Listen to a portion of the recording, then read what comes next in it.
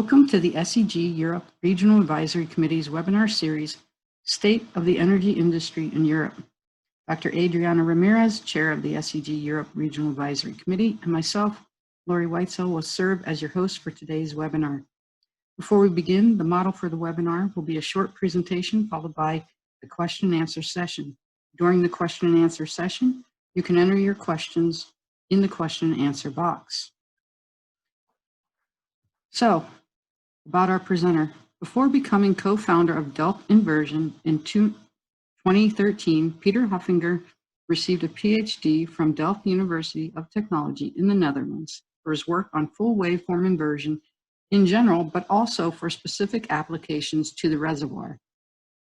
He was among the first students of the International Joint Masters Program in Applied Geophysics, organized by the IDEA League and including educational stays at TU Delft, ETH Zurich, RWTH Aachen.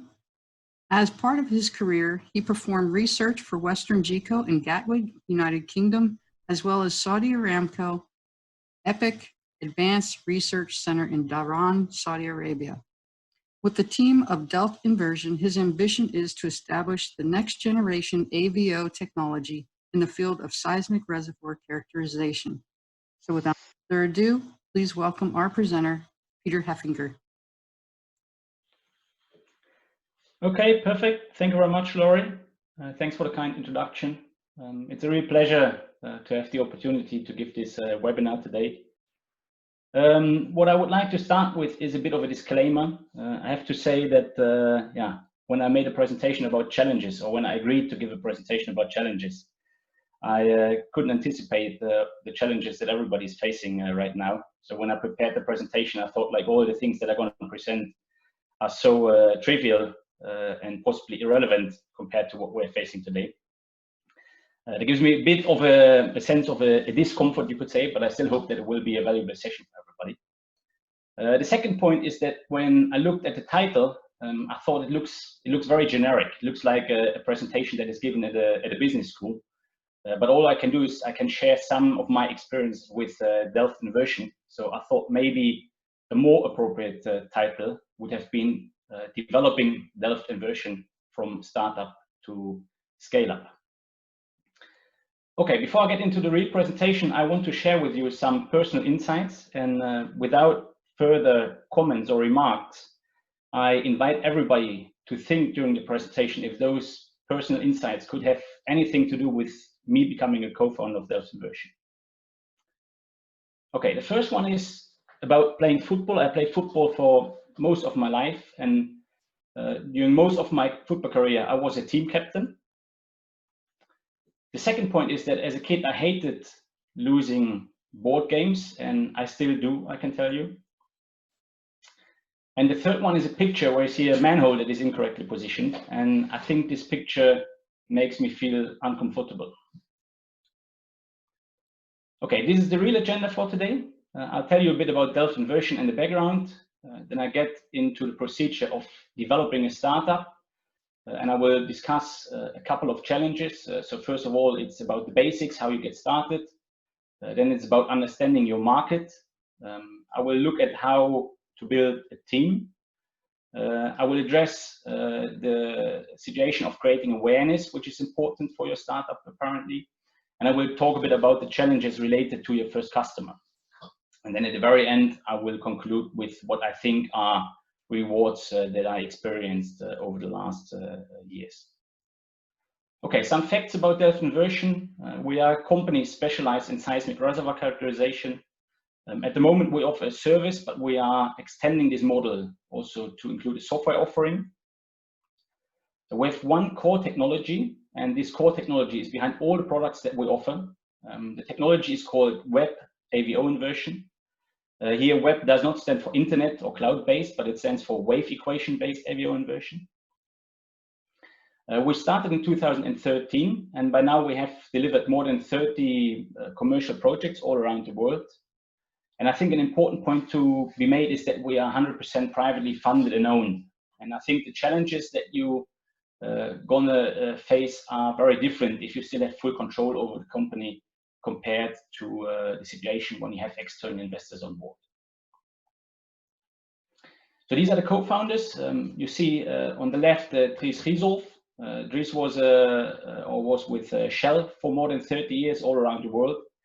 But the last 10 years of his career, he was a professor at the university where he developed the technology that we commercialized. On the right, you see Panos Bulgaris, who was a PhD student at Delft. That was the same for me. Dries was my supervisor. And the three of us, after Panos and myself graduated, co-founded Delft Inversion.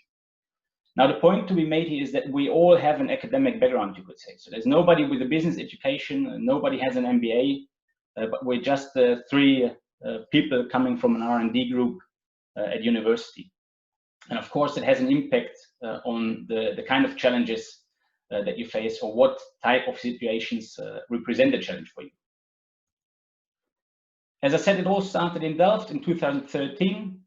We had in the beginning some initial projects in the North Sea, in the Gulf of Mexico, offshore Egypt, but then over time you see that we expanded to different areas in the world, and I think by now we have covered a good part of the oil and gas regions in the world. So in the coming slides now, I would like to explain or talk you through some of the challenges that we had to solve and that we faced from starting up to getting to the situation that we are in today. Okay, let's start with the very basics. So just getting started.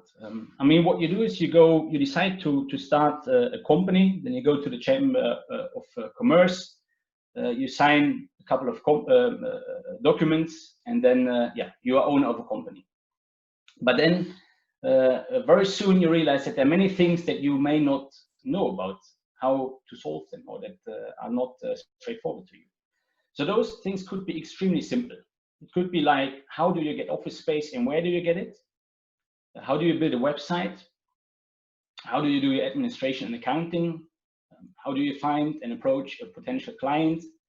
And of course, for a startup, it's also about having a healthy cash flow during the startup phase. So I think it is fair to say that when you're starting up the very first time, you are ready to conquer the world, but it could be very quickly that you realize that you do not know entirely how to do it. And of course, the situation may be different if you start up already the second time.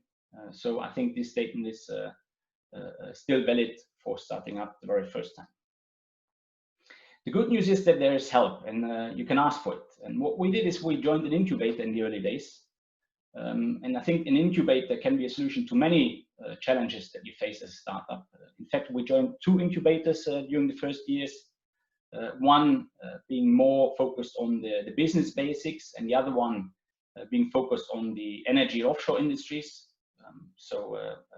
That really helped us during the early days.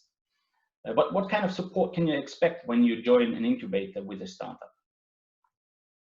Now, one thing is very apparent: you get office space, and you don't only get office space, but you have the chance to get flexible office space. So that can be important because in a startup, the team size may change quickly, and then you have to adjust to that.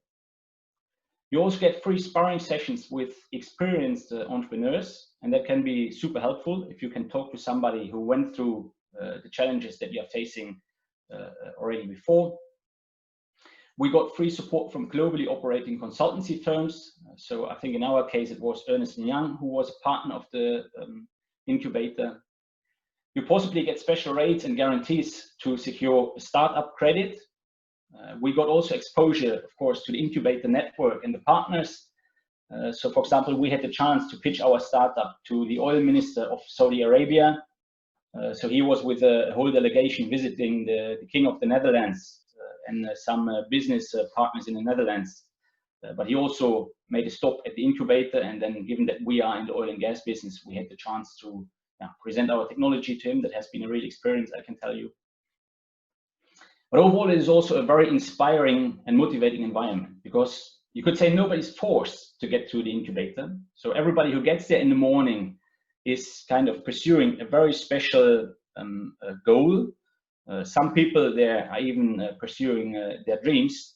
And having those peers around can be very helpful, specifically during the days where things are not going that well. And I think I mentioned that in the overview of the webinar that was published online. When you start up, you certainly have a bumpy road ahead. So it can be helpful once in a while to have people around who cheer you up. Okay, let's assume you mastered the basics, you are up and running. Then there's still a certain chance that you will fail with your startup. And I looked some statistics on the internet, and there's a website, I think there are many more, but I just picked this one. And they report that all the small businesses that started in 2014, and I think that they refer here to small businesses that started in the US, but from all those businesses that started in 2014, 80% made it to the second year.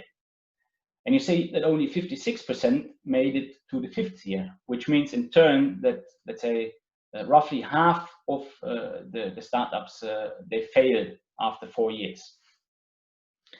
Okay, so that's the plain statistics of how many startups failed, but what I found more interesting is what are the reasons for failure. And on the same website, they list the top 10 causes of small businesses to fail. I just took the ones with the highest percentage here. And if we go from bottom up, you see that it may just be that you have a user-unfriendly product. It could be that you do not fully understand the pricing cost structure. It could be that you get outcompeted, that somebody has a smarter, a cheaper, simply a better idea. It could be that you don't have the right team. Of course, I mentioned before, cash is always an issue for startups. But it could also be that there's simply no market. And that is a number that surprised me, that apparently for 42%, there is no market need. And that is really a number that I find quite significant. Now, what I think is that even when the market exists for your product, it is not guaranteed that you will be able to identify the market, but it's also not guaranteed that you will be able to successfully formulate a value proposition for this market. So I think it's essential as a startup that you understand your potential markets, and then you can make a proper decision if you want to enter them or not. So in our case, it's clear we started with applications in the oil and gas industry, because that's what our product was originally developed for. By now, we are also active in the geothermal sector. We also have applications for CO2 storage, so carbon capture and underground storage. But it's important to realize that the technical, but also the business challenges, they are very different for each of those industries. And moreover, it can be even that they are very different for individual market segments within the same industry. So as an example, if you think about oil and gas, I think you can imagine that, let's say, the objectives and the applicability of your technology can be very different if you operate in an exploration setup compared to operating in a development setup. If we then move on to geothermal, and in the Netherlands, for example, people are talking about ultra deep geothermal, which means that they want to look at the Earth at a depth of 7 to 8 kilometers. You can also imagine that that has severe implications on the data quality. And again, you have to think twice. If your technology works equally well in this setup, then it may have been, or then it may have done in the oil and gas industry.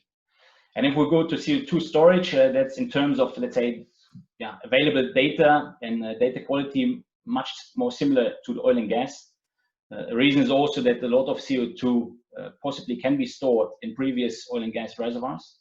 But when you are dealing with CO2 storage, it is very much about safety. So you have to be sure to provide sufficient accuracy that people can judge if all the CO2 that has been injected into the subsurface is indeed safely and securely stored below a capital. So I hope to be able to make the point here that you may have a certain product that is applicable in different markets, but you still have to think through very well if it performs equally well in those markets. And then you can decide if there is a market, first of all, and if you want to enter it. Okay, let's continue with building a team. You see here the team size of our startup. In the beginning, we were 3 co-founders. Shortly after, we had a colleague from TU Delft joining, who made the team size grow to 4. That was the situation for a couple of years, but then in 2017, I think we made a step from a startup to a scale up, and by now we have 11 people on board. So here's a picture to support the graph.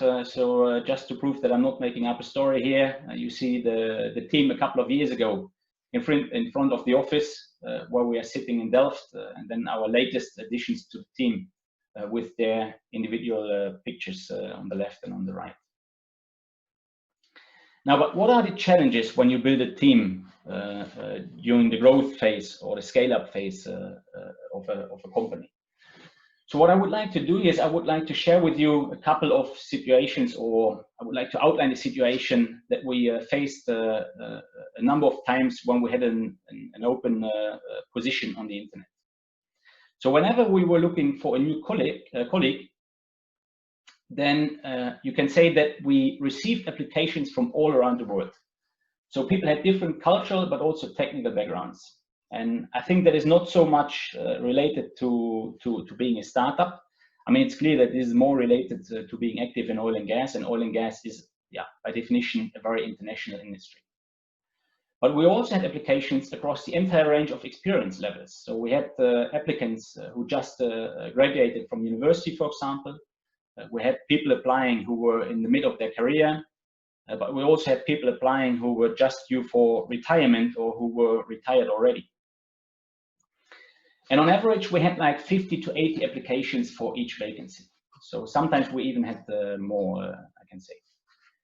So it looks like you are in a quite good position here, because you have a rather large pool of people to pick your new colleague from. But I can tell you it's quite a difficult situation, because as a startup, you cannot make too many mistakes. And the challenge here is really that you have to find the best candidate who, on one hand, is able to navigate in a startup environment. And I think I don't have to highlight that a startup environment is very different to the environment in a big corporation. But I think it is also important that when you grow your team, that the person who joins fulfills the requirements of the original vacancy. And that is a kind of a trap that I thought you can, or I think you can easily get fooled by.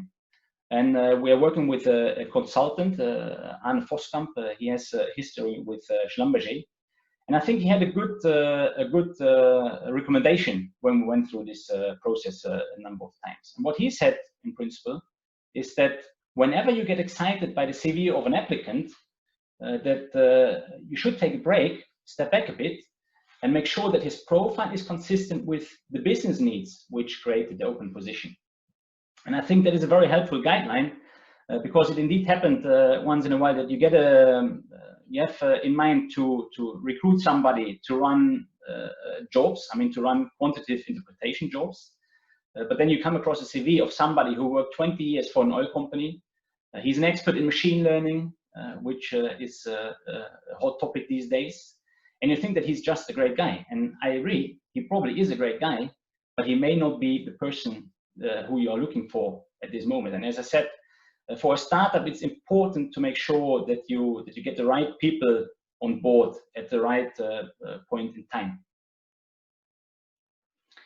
Okay, let's continue with creating awareness. Of course, awareness is essential for a startup, because if nobody knows about your startup, you could argue that it simply does not exist.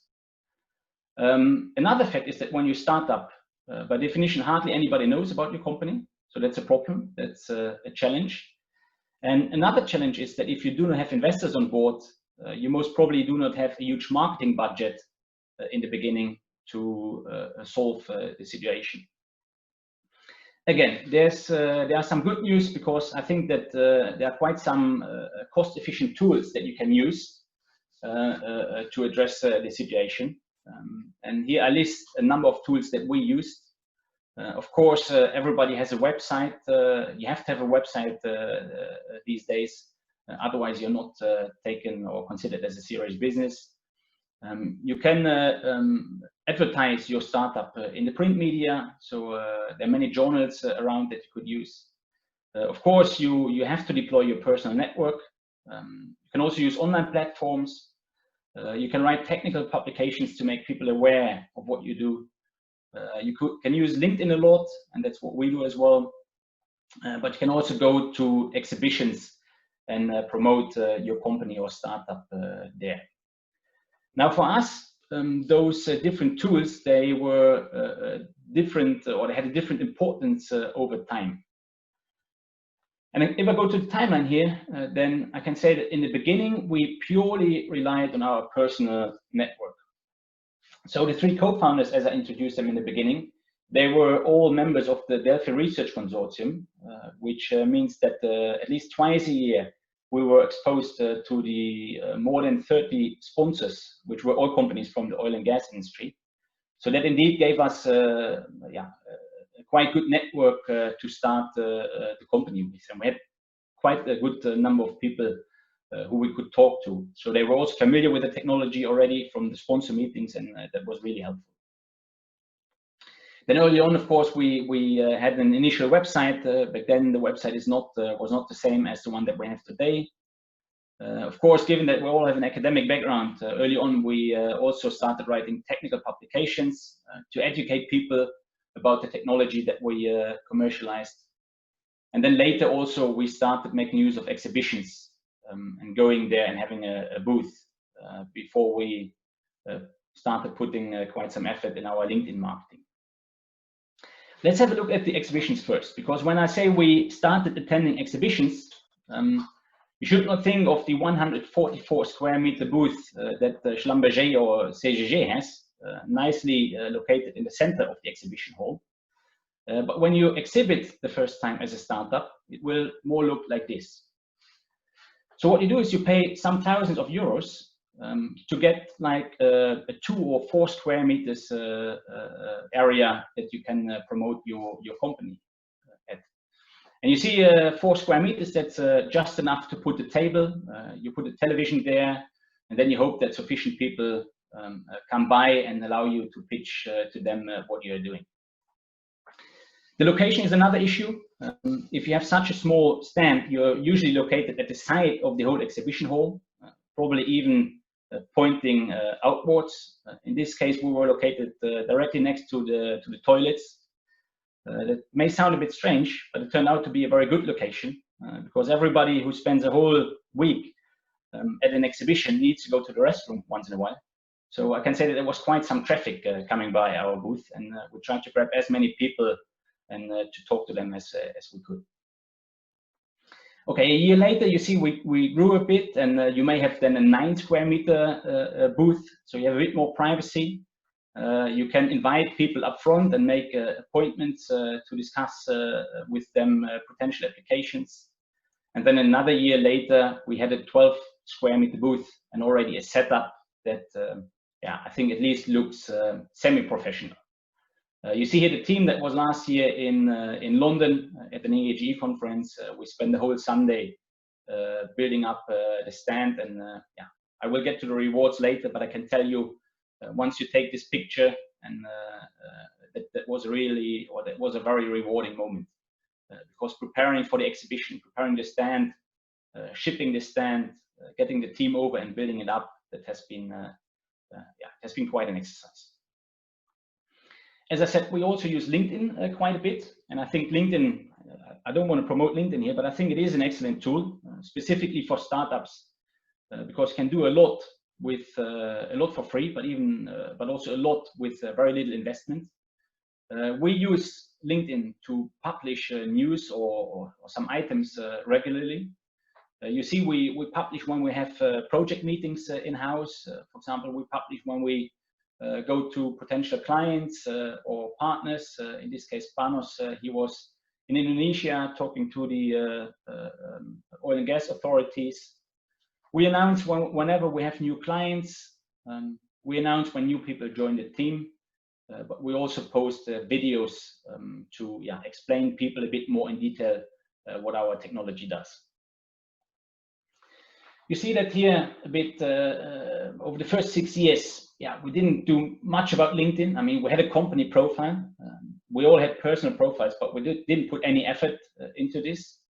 What you see here is the development of the followers of our company profile. This number, I mean, it's not a very meaningful number, you could say. But whenever I get to LinkedIn, it's a number that I check, because for me, it's a direct indication of how much effort the company puts into their LinkedIn activities. And I told you before that we started putting more effort into LinkedIn in 2018, and you can clearly see that there's an immediate effect, and that you can rather quickly grow the number of followers of your site. That is important because it increases your organic reach without any cost, and it gives you the chance to communicate updates with quite a number of people. Again, a comment. I'm doing this myself mainly, together with my colleagues, of course, but I'm responsible for the LinkedIn activities. But I think you can still say that marketing in a startup that does not necessarily require a genius. But I think you can get a long way if you have a plan and if you are persistent to put this plan into practice. Okay, so what about first customers? First customers are definitely important, because if you don't have a first customer, you will not get very far. So the questions and challenges about first customers could be, for example, where to find your first customer. So that's very apparent. Another question could be if your first customer is indeed willing to pay for your product, or is he possibly more the first user of your technology rather than a first customer.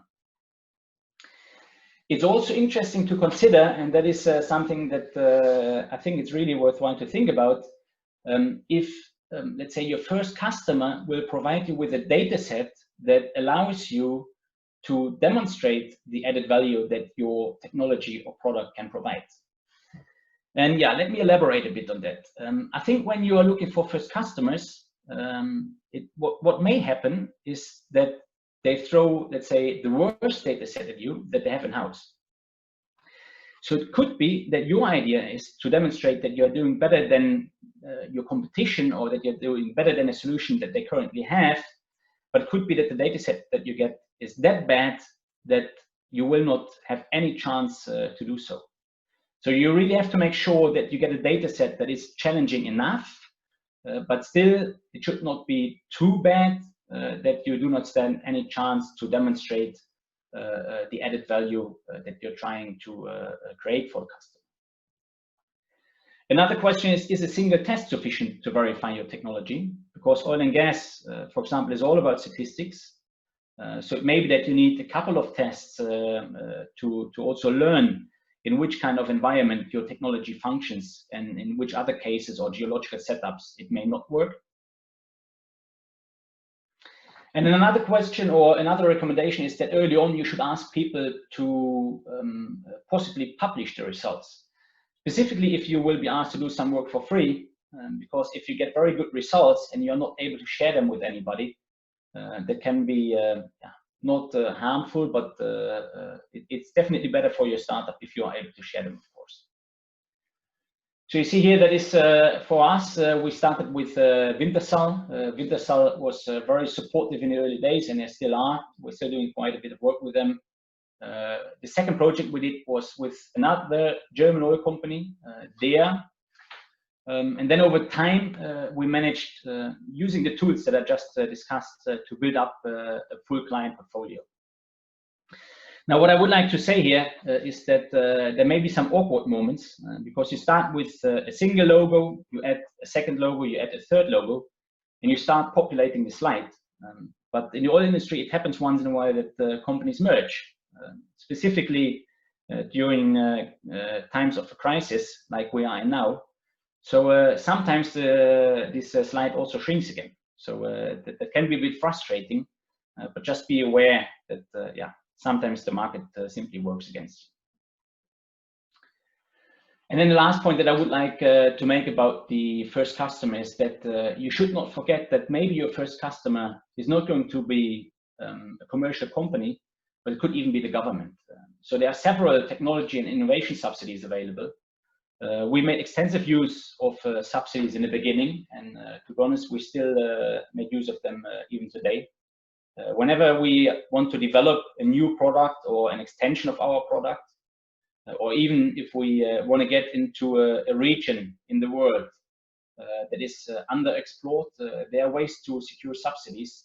And yeah, I think for startups that is really helpful. I'm also very grateful because in Holland the government is also very supportive towards the whole startup ecosystem. Okay, let me get to the rewards. I want to make 2 points here because I reported so far on the challenges that we went through, and I think challenges are something that you face as a group. So it's something that you go through or that you have in common, either as a startup or a scale-up, or for example as a project group. But to me, rewards are something that is very personal because everybody has his own individual drivers. And as a consequence, everybody also interprets success differently. Okay, we get back to the slide with the team. And the point I want to make here is that, yeah, whenever I can see this team in action in Delft, this is, to me, it is a very rewarding moment. I mean, it's not purely about the amount of team members that you have, but it's really seeing the team in action. It's seeing the team growing as a team. It's seeing individual people growing. It's seeing it's about seeing processes getting more efficient. And I mean that I find that extremely rewarding. You see on top left, Hansel Gonzalez. He joined us recently as a QI lead, and I some weeks ago I had a discussion with him. I had a similar discussion with Alessandro Manini, who was with us for some months during some job transition. And both of them, in principle, what they did is they thanked Panos, Tris, and me, not for giving them a job, but really for giving them the opportunity to do what they really like. And I think that, I mean, these are very special moments, and I really, yeah, find that very rewarding as well. Just to see that you can build a platform with your startup that allows people to do every day what they really enjoy. Another reward is, of course, whenever you get positive client feedback. I have here 2 feedbacks that were published online. There's a platform called Technology Catalog. There people can review your services or your technologies similar to Google. But the point here is that this takes a long time usually. I mean, it takes a long time until people are willing to stick out their neck and to put something into the public domain. But when you really get this positive client feedback, it's apparent that it is also a very rewarding moment because it's a result of a lot of effort that yeah, may have taken years to get to this achievement. Okay, that brings me to the last slide. In the beginning, I shared some personal insights with you, and now I want to tell you how they are related to my own personal rewards. I said that I was a team captain during most of my football career, and I think it shows that I'm a person who really prefers and likes to take responsibility. And when you found a startup, I mean, taking responsibility, that's not it's not really a choice, it's a necessity, because when you are among the co-founders, it's clear that you will be responsible for whatever the startup will be after a couple of years. The second point was about board games, and I stated that I hate losing board games, and I still do. You could say that, yeah, that's maybe not the best characteristics, but I can tell you that whenever I lose a board game or whenever I lose a football game, I take it as a motivation to improve, and I take it as a motivation to do better next time. So I think this personal desire to improve is also something that I can bring into the startup very nicely. And it's also something that creates for me a personal reward very frequently. And last picture on the right, you see this the manhole that is incorrectly positioned. That is about my drive for accuracy. I try to avoid the word perfectionism here, because being a perfectionist can easily hold you back. But I think I have a drive for accuracy, and I think that's also very important in the context of founding a startup, because I don't think that you can survive with a startup if you offer a semi-accurate product. I think you really have to be eager to make the product as good as possible, and you should be sure that whatever you give to a client, that it works and functions the way you think it should. Okay, that concludes my session. It was a real pleasure. I really enjoyed it. You find my email on the bottom of the slide. I will be available, and you can contact me anytime. But of course, I will also be available now for the Q&A session. So, yeah, thank you very much for your attendance. Thank you very much for your interest. It was really nice to have this opportunity today. Thank you, Peter. That was a very, I think, informative presentation on some of the challenges of a startup and maybe ideas on how others can proceed. So with that, we can open it up for questions and answers. I can start with that. So thank you, Peter. I have one first question, which is, what came first? Was it the product, the team, or the idea of having your own company? That's a good question. Remember that. That's a good question.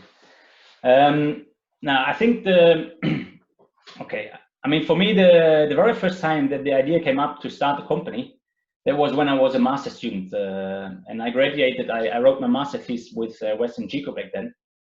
And in principle, what I did in Western Chico, I was supposed to pick up a certain technology that existed, but that was not really used. And I was supposed to test and bring it back into operations.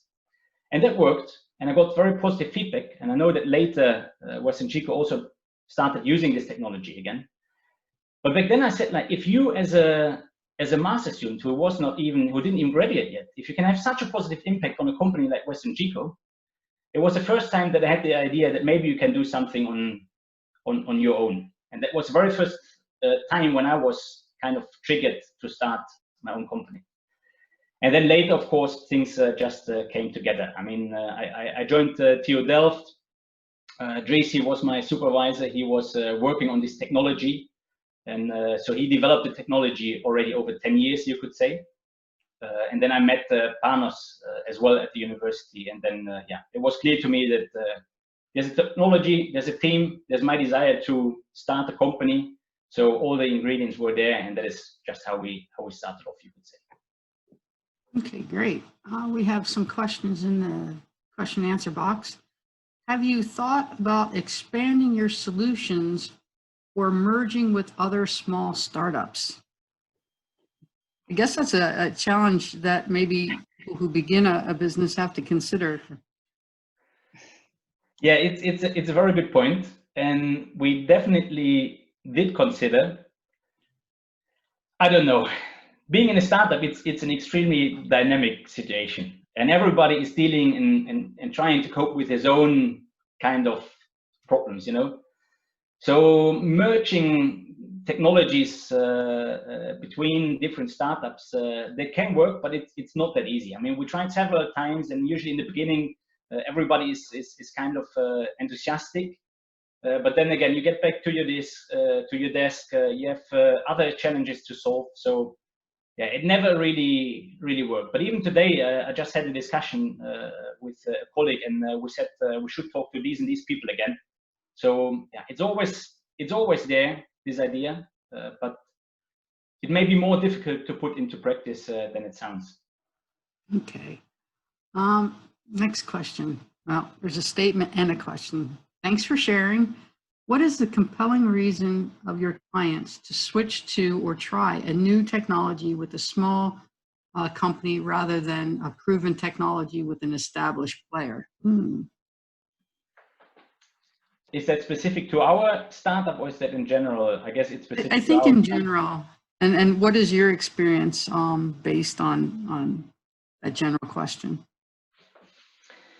Yeah, I mean that's. I mean it's indeed it's. Yeah, what are the reasons to go for a startup? I mean, for a startup, it's extremely important, I guess, that you have a very well formulated value proposition, and that is, of course, that is different for every startup. I think when we started, we were going out and we were promoting the technology to companies, but I think it was not even clear to us what the reason would be for a company to go with us rather than an established competitor. So that really takes a bit of time and a good part of thinking to formulate this value proposition. It's not sufficient to be just a bit better. I fully agree. You really have to do better reasonably and significantly in order to get people to work with you, because it's not only about your own product, it's also that people are working with other products for a long time, so they have a certain expertise, they have workflows that function, so you expect people to change all this. So indeed, you have to have a very good reason why they should do that. Okay, thank you. The next question says, did you need much money to start the startup? Because startup is about services. No, that's a good one.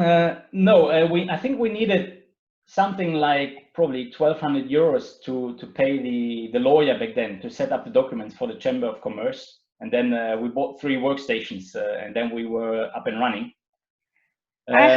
Okay, sorry. No, I think that as you said, we were offering a service, so we didn't need a big investment to buy, let's say, a big computer cluster or a big machine, whatever. But there was a point in time, of course, where when the oil price dropped later, where, let's say, there were fewer jobs coming in, and then you needed an indirect investment, because the co-founders, they had to make sure that the show can continue.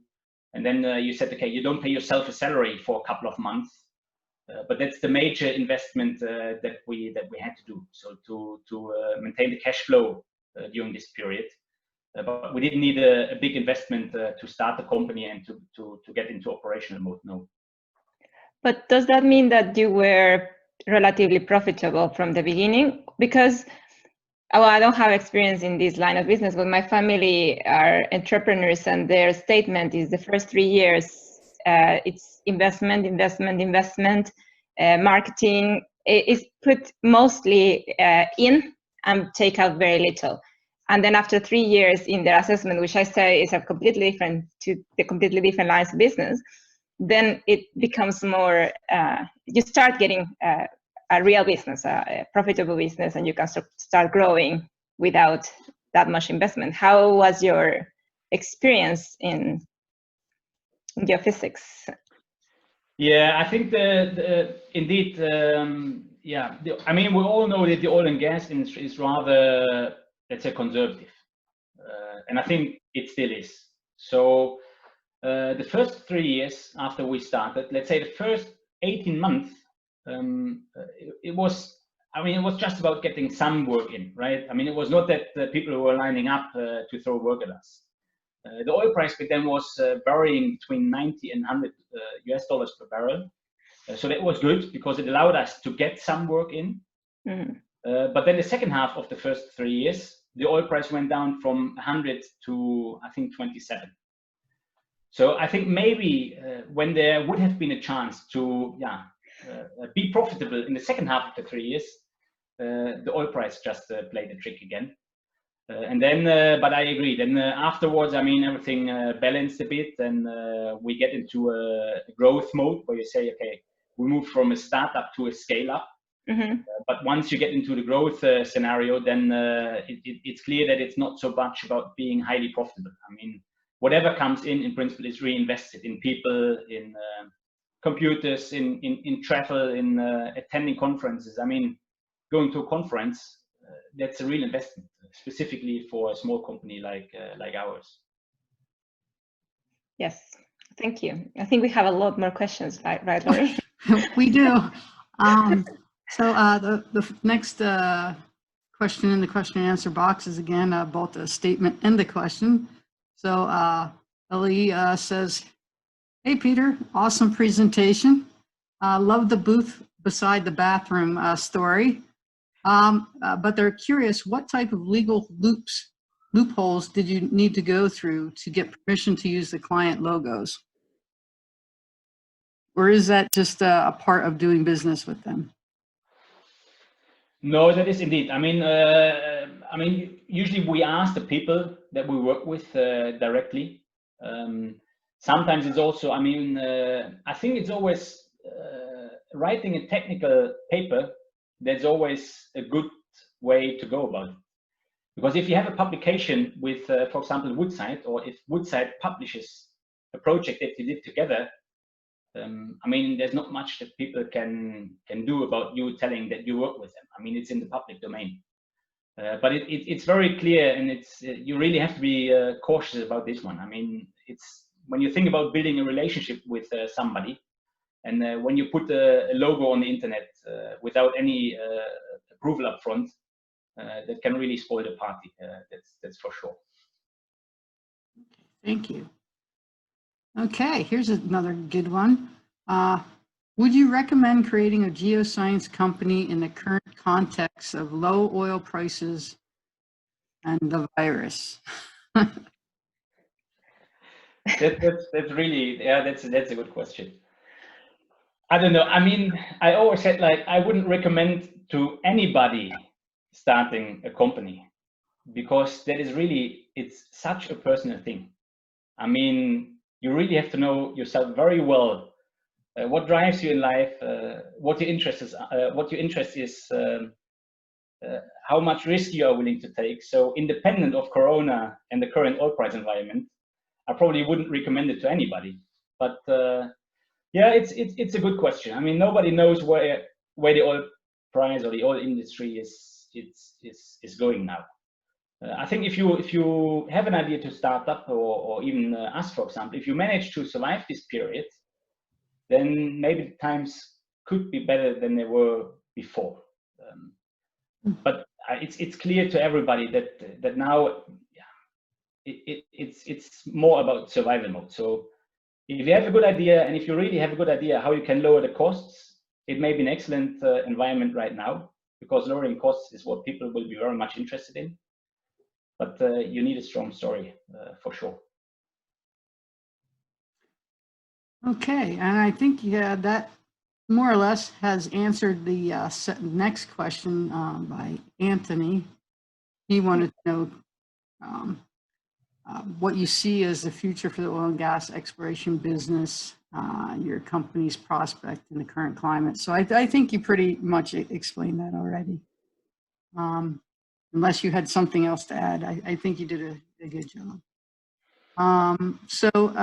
Maybe there's still one thing to add. I mean, exploration, I really don't know. I mean, that is also, but you have to think about it, because at the moment, I think our revenue is like 50% exploration and 50% development. But it could indeed be that exploration is significantly less in the future.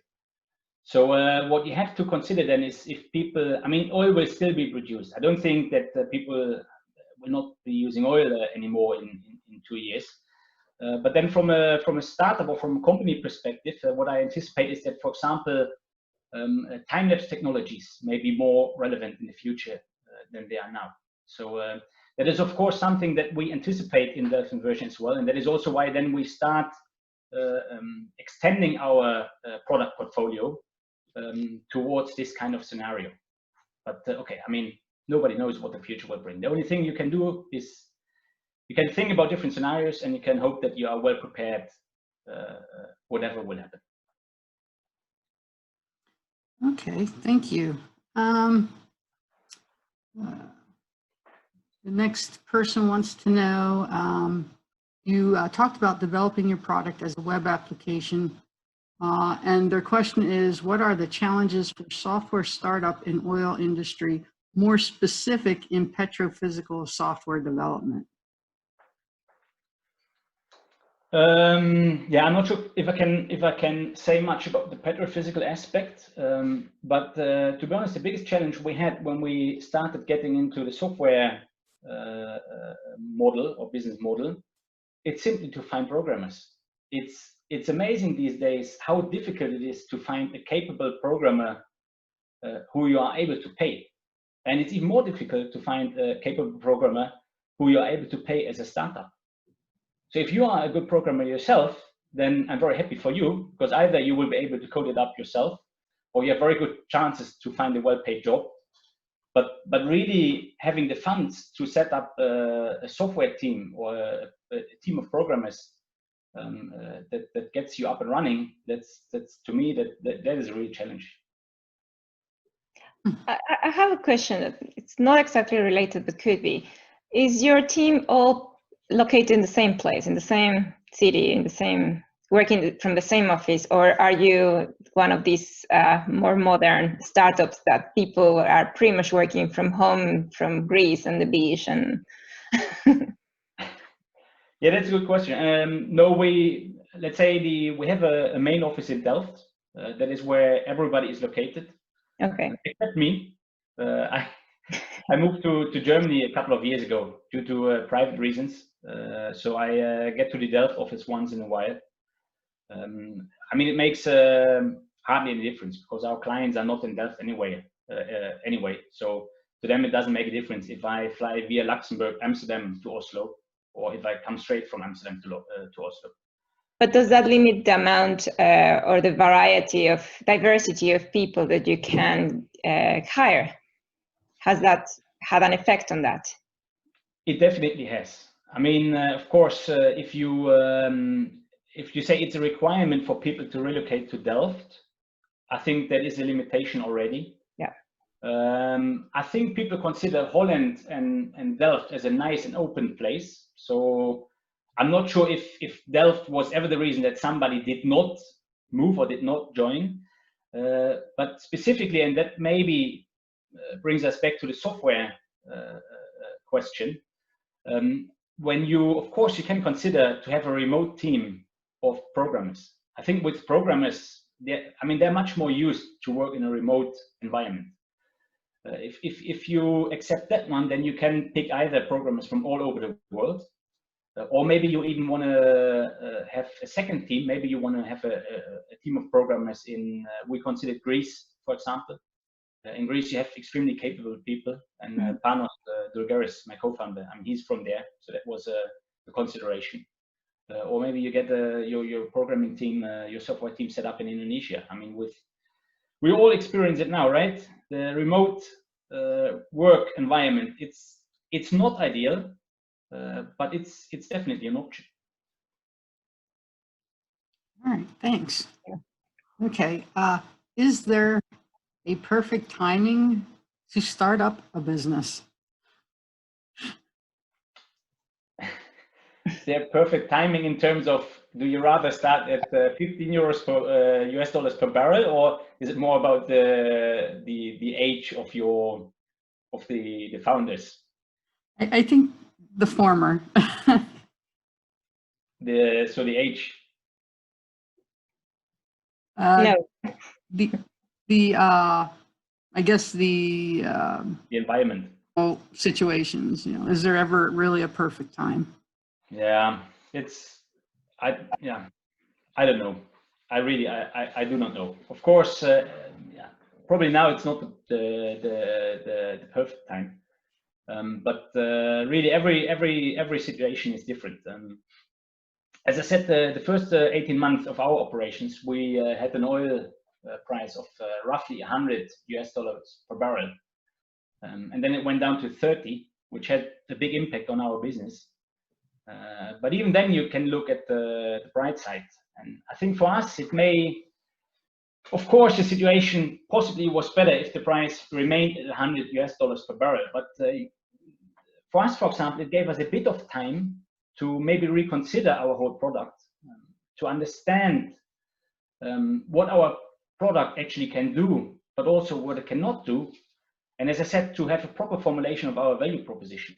So you could argue even the drop in the oil price back then had some positive impact on our enterprise. But yeah, I don't think there's a perfect scenario. I think there's so many scenarios, and you simply have to deal with what you are offered. And if you're in the oil business, you never know what you're going to face next day. That is true. Can you talk about the trade-offs between organic growth versus taking on investors?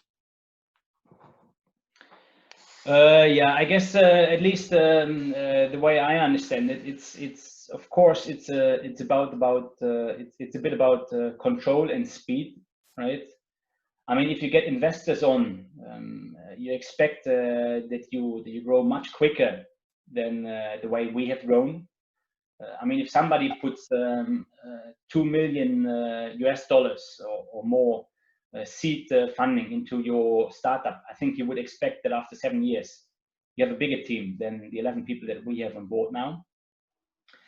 On the other side, the question is, yeah, what is the value of your startup in the beginning?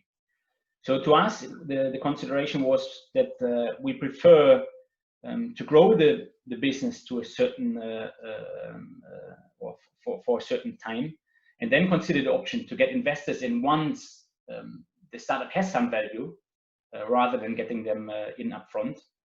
And yeah, that's a bit the trade-off that I see. If you really want to go quick, if you are willing to give away equity early on, then I guess the way is to get investors on board. All right, thanks. The next question, well, they say great presentation. What are the key qualities you look for in hires? Yeah, that's also a very interesting question. You know, it's of course it's about as I said, you have to make sure that people fit the team. I mean, if you get if for example, if you have a highly capable person who's maybe 50 years old but worked 30 years in a big corporation, this person could really struggle in a startup environment because it's very dynamic. It's things are not working the way they should work, so you need daily fixes. So one aspect is really does the person fit the startup environment, but then also the person should clearly have the technical background to fulfill the role that you want him or her to fulfill. Something else during one of the last recruitment rounds that went through that I realized, it's also that sometimes it's not only about the qualities about the person itself, because if you grow the team, what we did is we had like a kind of spider webs with for every person in the team with different points or different capabilities. And then what we did is we did an overlay of all those spider webs, and then we said, okay, maybe you're looking for a person just to make sure that your spider web covers all the parts.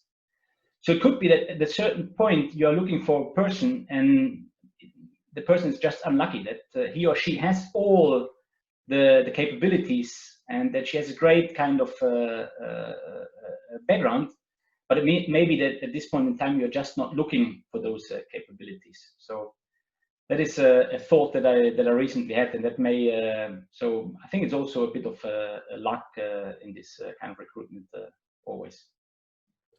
Okay, thank you. Well, I think we're running out of time, right? So I just want to say thank you very much, Peter. It has been a very good presentation and really nice discussion. Thank you. All right. Thank you all. I was really, I'm amazed how many people attended and how many questions there were. It was a real experience and a real pleasure. I really enjoyed it. Thank you. Thank you. Thank you everyone for attending. Thank you. Take care, everybody. Bye-bye.